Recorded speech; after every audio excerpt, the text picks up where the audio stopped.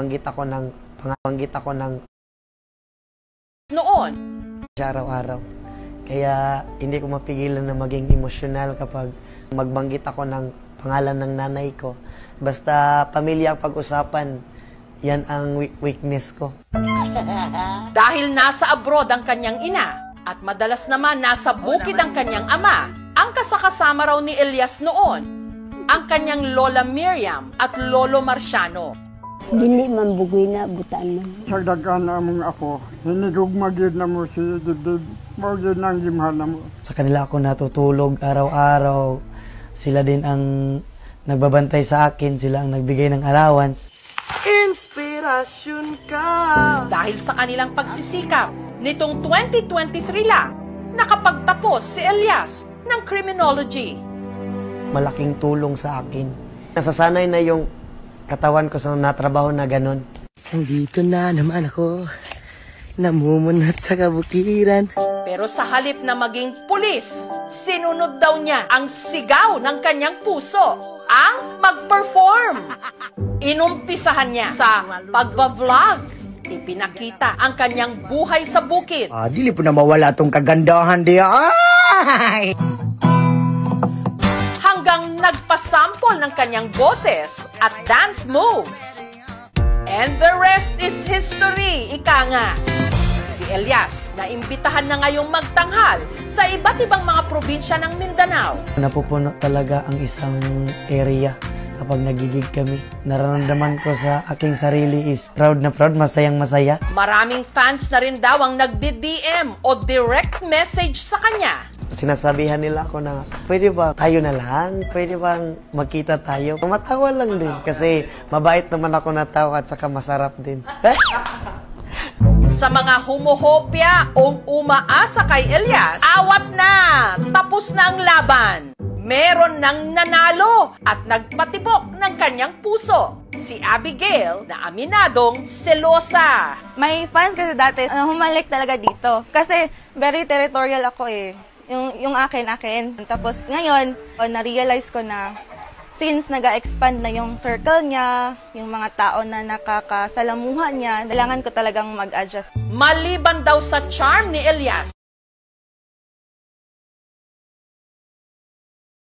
na-fall din daw si Abigail sa puso nito. Makita mo talaga na maganda yung kanyang heart.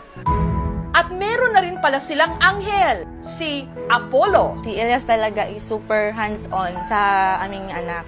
Paano ngayon? Kasi malayo ka sa kanila. Kasi syempre, nasanay ka nga perminti mo sabay.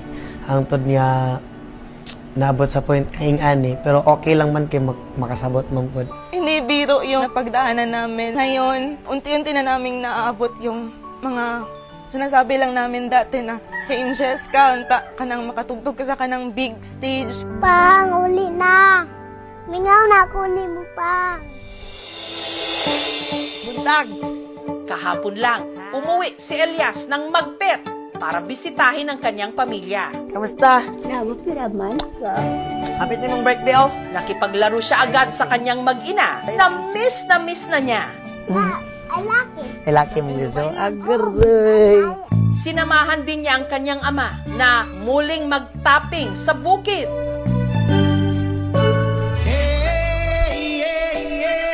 Na sinabayan pa niya ng pagsayaw.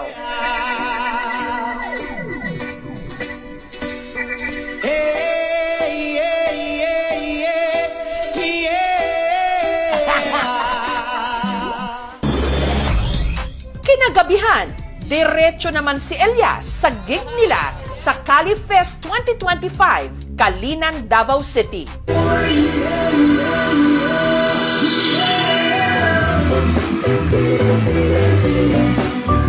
Ang hindi alam ni Elias, may sorpresa mula sa kanyang #1 fan, ang kanyang nanay Ninita, all the way from Bahrain.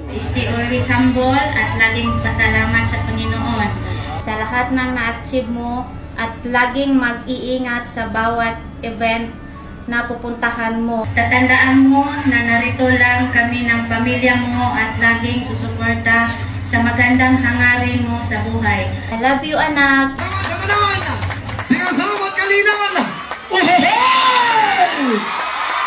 Sa ngayon, hindi ko pala kino-confirm ang sarili ko na sikat ako. Paminsan-minsan din, kinakausap ko rin ang sarili ko. Sikat na ba talaga ako? Kailangan ko pa siguro magsipag para maabot yung pangarap ko. Gusto ko kasing whole world. Huy! Pangarap ko na maka-show kami sa iba't ibang bansa. Pangarap na lang man din ako, lubos-lubosin ko na lang. Lipad, saan ang gusto mo? Patuloy ka lang sa mga pangarap mo. Tama yan, Elias. Pag nangarap ka, taasan mo na at ipakita sa buong mundo ang talento ng Tubong Mindanao. Aim high and huha-ha! Araw-araw. Kaya hindi ko mapigilan na maging emosyonal kapag magbanggit ako ng pangalan ng nanay ko.